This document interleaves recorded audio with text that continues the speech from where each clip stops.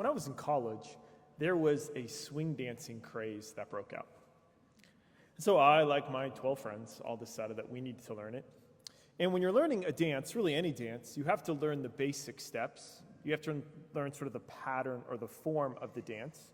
And it can be kind of boring and tedious, but once you learn that, there's like great freedom. And you can see that these very simple steps, when somebody's teaching the dance at the beginning, this pattern, this form is present then in the whole dance. And you can see it over and over and over again. And could we say that in the Christian life, in our following of Jesus, is there a pattern, is there a form that should mark our whole life in following Jesus? And to that question, the answer is given to us in today's gospel. And we hear that Jesus lets his disciples know that he must go to Jerusalem and suffer greatly from the elders, the chief priests, and the scribes, and be killed, and on the third day be raised. Then Peter takes Jesus aside and begins to rebuke him, saying, "God forbid, Lord, no ever thing shall happen to you." Now, this is a very bold move by Peter. This is his teacher, his master. He's the student, the learner, and he's correcting him to his face, saying, "You're wrong. God forbid, Lord, that any such thing should happen to you." And of course, Jesus responds by saying, "Get behind me, Satan. You are an obstacle to me. You are thinking not as God does, but as human beings do." If you remember last week, Peter got a new name. His name was Simon, and now he gets this new name named Peter, which means rock. And this week in the gospel, he gets another new name, which is Satan. Yikes. Yikes. High highs, low lows, the life of Peter. So what's interesting about that is he says, "You're an obstacle to me." And that word in Greek is scandalon. That's where we get the word a scandal from. And it means a stumbling stone. So Jesus is actually kind of putting a pun on his name. Like, you are rock when you show great faith, but right now you're acting like a stumbling block to me, a stumbling stone. You're thinking not as God does, but as men do. How does God think? What is the logic of God? And how is that different than how you and I think, the logic of man? And that answer is given to us in the following verses when Jesus says to his disciples, "Whoever wishes to come after me must deny himself, take up his cross, and follow me." Now, we often use that term as Christians, to take up your cross, as kind of your daily duty of following God. Whatever it is that God has in your life, and then anyways that you're suffering, that God is asking you to bear that. And that's all legitimate and true and good. But for a first century Jewish person, when Jesus says to take up your cross, they would immediately have thought, of course, of crucifixion. And that is the most shocking, humiliating, degrading, violent way to die in the ancient world. So it would be like somebody today saying, "Oh, if you wish to come after me, you must deny yourself, get in your electric chair, and follow me." It's like, what? You can't possibly mean what you're saying. But that's how dramatic and shocking it would have been to a first century Jewish person to hear Jesus say, "You must deny yourself, take up your cross," that horrible instrument of crucifixion, "and come follow me." And he says, whoever wishes to save his life will lose it, but whoever loses his life for my sake will find it. And here we find, shall we say, the pattern or the form of the whole Christian life. When you want to learn to dance, you have to learn the basic steps, the pattern or the form, and then you can see that throughout the whole dance. In the same way, the pattern or the form of the Christian life is the form of the cross. There's simply no way around that. It's embedded in everything. It's the logic of God. Even for Jesus himself, the way to the resurrection is through the cross. There's no other way. And he tells his followers, "I must go this way." And they want to deny it. Peter wants to say, "God forbid that would happen to you." But Jesus says, "Get behind me. It's the only way. I must go the way of the cross." And what Jesus is telling us in this paradox, and it's a great temptation in life. For instance, is Jimmy Fallon happy? I think for us, we all assume well, of course he is, right? He's rich, he's famous. Of course he's happy. How could he not be happy, right? But I don't really know that. I'm not saying he's not happy. I don't know the person. But the point is that there's a great temptation in our lives that if I can make my life filled with comfort, and I could make my life about myself, that's the way to happiness. Just filling my life with what I want, doing what I want, calling my own shots. That's the key. I'm interested always by retirement commercials, what they show people doing. And they're always like by themselves. I remember one, it's a guy's on a yacht, and he's fishing by himself, and his hair is like slightly graying. And then it comes up like, go to IMG and financial planning.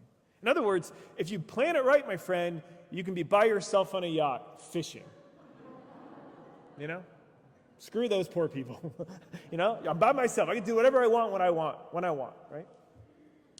But the paradox of the cross and the paradox of life is that that's not true. It's just not true.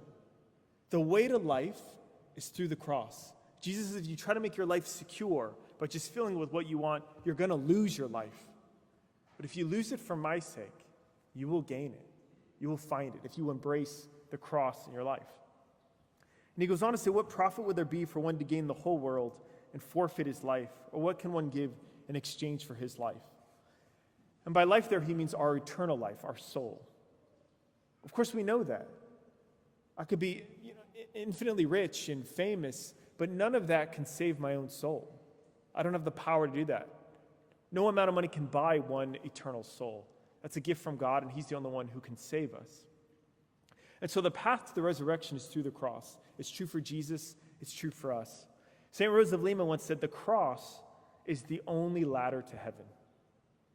There isn't any one. It's the only pattern. It's the form of every Christian life. And if we are Jesus' followers, we're meant to walk the way of the cross. And so I ask you, friends, followers of Jesus, how are you bearing the cross in your own life? Not someone else's cross, the cross that you have right now. Are you resigned to it? Are you angry about it? Are you bearing it willingly out of love for God's glory? There's a story of a man, he was complaining to God about his cross. He didn't like the particular struggles God had given him. And that night he had a dream where he went into this room and he hears a voice say, pick whichever cross you'd like.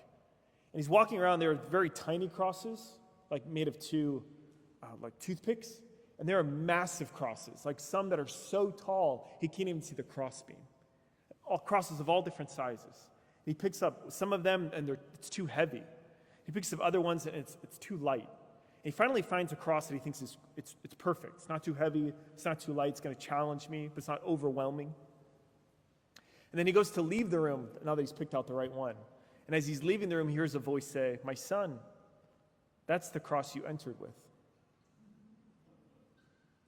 We don't get to pick our crosses in life. The Lord picks them for us. The question is we get to decide how we carry the cross in our own lives. There's a famous actor who just died recently. His name is Chadwick Boseman. He's most famously known for his role in Black Panther. And he died at 43. He died of stage 4 colon cancer. And a lot of people were surprised and shocked by his death because he didn't tell very many people that he was suffering, that he was dying from colon cancer. So he was starring in these films, and in between films, he would go get chemotherapy and radiation, and then he would go back into the films. And when I hear a story like that, it just reminds me that as I look out at all of you right now, I have no idea what cross you're carrying. And I'm sure you've had this experience where you meet somebody and you think, oh, that person's life must be so easy. They're so filled with joy. They have so much life. And then you get to know them better, and they start revealing the cross in their life and the way that they're suffering and the way that they're trying to follow Jesus. And it's like, wow, I had no idea that was going on in your life. But you're bearing that cross so well, and I can tell because there's a joy, there's a life that you have. We don't get to pick the cross we have in life. We do get to pick how we carry it. How are you carrying the cross? How am I carrying the cross in my life right now? The responsibility the Lord's giving me, the suffering he's giving me, how am I bearing my cross? And of course, when we bear the cross with Jesus and for Jesus, we realize, as the saints teach us, that we never bear it alone. This is the same Jesus who says, my yoke is easy and my burden is light. He carries the cross with us. And when we carry the cross out of love, it becomes light. People do extraordinary things for people that they love on the natural plane. They fall in love with somebody, they will go through unbelievable suffering because of love. And the same thing's true when we love God. Our cross becomes light. As Pope Benedict says, the world will offer you comfort, but you aren't made for comfort. You are made for greatness. It's because we're made for the cross. We're made for love because we're made for eternal life. One of the saints said the cross is Christ's gift to his friends. That's the gift he gives, because it's the only ladder to heaven. And when we bear our cross well, out of love for God, it becomes light, because we're doing it out of love. And God gives it to us because it's the only path to true joy and to eternal life.